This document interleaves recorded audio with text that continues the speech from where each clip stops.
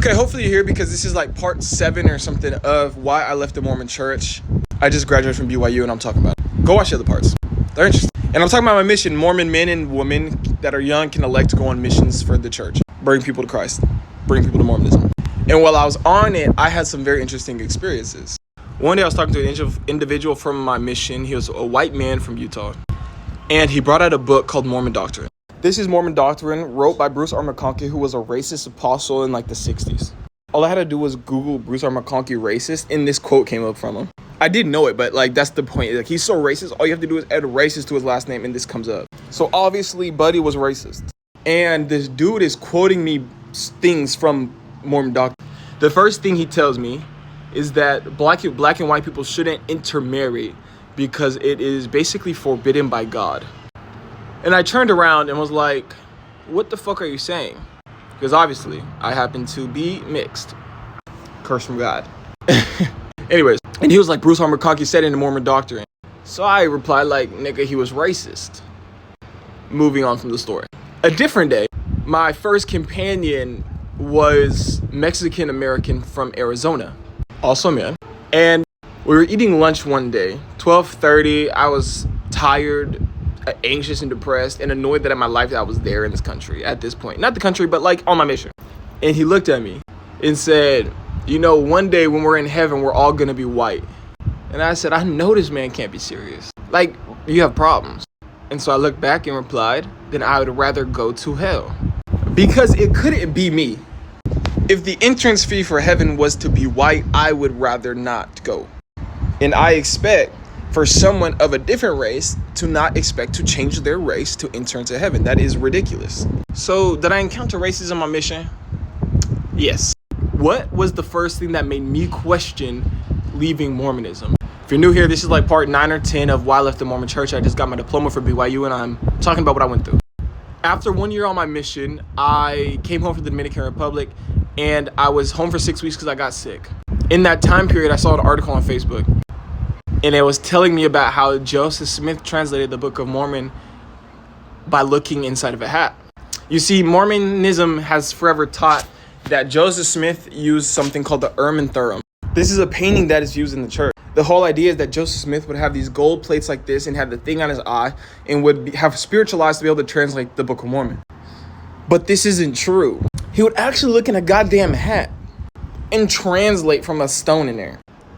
Here's the problem with it. Mormonism always taught the other way. And when I heard this about the hat, this is what Mormonism called anti-Mormon doctrine. Which anti-Mormon doctrine is anything that is factual or that opposes the Mormon Church. And history and Mormonism don't often align because their history often puts Mormonism to what it is. And so I read this and my testimony was shook. Because it was like, why is Mormonism lying about what Joseph Smith did? And I don't ever think I actually recovered, but I told myself I did. Because when I was on my mission, I was questioning my testimony of the Book of Mormon completely. And I basically cultivated some spiritual experience so that I could mentally go on. I don't think you understand, because when you're on a mission, you don't get to just leave. And I knew that. I just came back and I was this model missionary on my mission. So I had to gaslight myself in order to maintain my presence. And I still felt a big shift when I looked back on my mission at that point. I wasn't baptizing and doing what I did because I believed in it. I was doing it because I had to, because it was what I was supposed to do. And looking back, I think that was the first thing that really like fucked me up, is realizing that the Mormon Church was lying. And after that was an unfolding massacre of shit. And then I realized how much shit was wrong elsewhere, which I can dive into another video.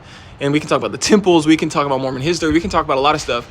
But I didn't actually investigate Mormon history fully until I decided to leave, because I left because of doctrine. That's it. What did my family say when I left the Mormon Church? This is like part, I don't even know, of why I left the Mormon Church. I think it's part 9 or 10. And I'm just answering questions real quick. Luckily, my family had a trailblazer before me who left the Mormon Church, which was my sister.